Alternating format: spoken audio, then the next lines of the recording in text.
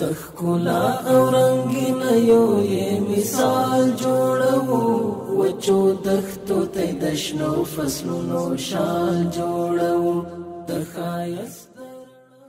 د افغانستان نفت او ګاز اماراتي شرکت د څه باندې 14.5 میلیونه افغانیو په ارزښت پروژه ګټې اخیستنې ته وسپارله. یا د پروژه د هرات ولایت د دربیخوش اماراتي تیلو پمپ سټیشن دی چې د څه باندې 14.5 میلیونه افغانیو په ارزښت د خصوصي پانګې له لارې جوړ او ګټې اخیستنې ته وسپارل شو.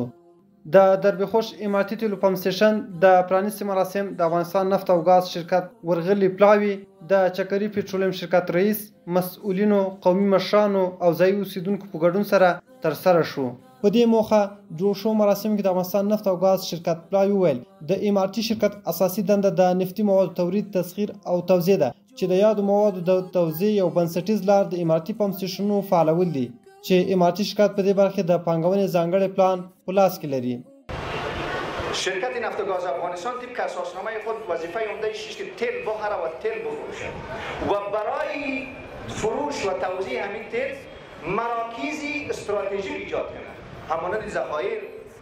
پمپ استیشن ها و پمپ بنزین ها. پس بزرگواران، شرکت نفت و گاز افغانستان در سال 1404 به ارزش 423 میلیون افغانی در پلان انکشافی خود پلان کرده تا به همین مقدار مبلغ را در ایجاد پمپ استیشن ها و یا در بخشی یعنی مراکزی توزیع تیل که معمولا یعنی پمپ استیشن ها ذخایر از این مستثنا هستند سرمایه گذاری کنید.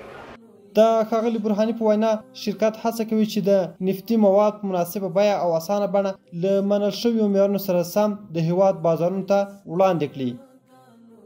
دا پمپ سټیشن چې د عصري سیستم له مخې په معیاري ډول جوړ شوی ترڅو د هرات په ولایت کې د لوړ کیفیت تیلو د وړاندې کولو یو باوري او منلی مرکز وي. ښاغلي برهاني زیاته کړه د افغانستان نفت او ګاز اماراتي شرکت په متوازن ډول د هیواد په بېلابېلو ولایتونو کې دې ته ورته پروژې تر کار لاندې دي چې د ځینو رغنیزې چارې بشپړې شوي او ځینې لا تر کار لاندې دي. شما اگر در همین راه مواصلاتی عبور کنید در ولایت هلمند یعنی بسیار کم ادارات است که در ولایت هلمند سرمایه گذاری کردن، اما شکل الحمدلله به ارزش 40 میلیون افغانی دفعتا ما در اونجا 2 مرکز توزیع تیل 2 پمپ استیشن در حال ساخت هستند. این قضیه در قندهار، در خوست، پکتیکا، لوگر، ننگرهار، کابل، بغلان، قندوز، جوزجان، فاریاب و بلخ. د افغانستان نفت او ګاز اماراتي شرکت تل هڅه کوي چې د کورنیو او بهرنیو پانګو په راجلبولو سره د نفت او ګاز په سکتور کې د پام وړ پرمختګ رامنځته کړي ترڅو له همدې لارې د هیواد په اقتصادي پیاوړتیا او ملي وده کې رغنده رول ولوبوي. پر یاد پمپ سټیشن د چکري پټرولیم شرکت له لوري پانګونه شوې چې په راتلونکي کې به هیوادوالو ته نفتي توکي پر وخت او مناسبه بیه وړاندې کړي. ځایي اوسیدونکي له دې ډول ملي پروژو څخه خوښ دي او هیله لري چې دې ته ورته په نورو برخو کې هم د آبادۍ پروژې پلي شي. د افغانستان نفت او ګاز شرکت پلان لري چې د نفت او ګاز په بېلابېلو برخو کې پانګونه پراخه کړي څو د کار د فرصتونو ترڅنګ د هیواد د خلکو لپاره یو پاک، معیاري او خوندي چاپیریال هم تضمین کړي.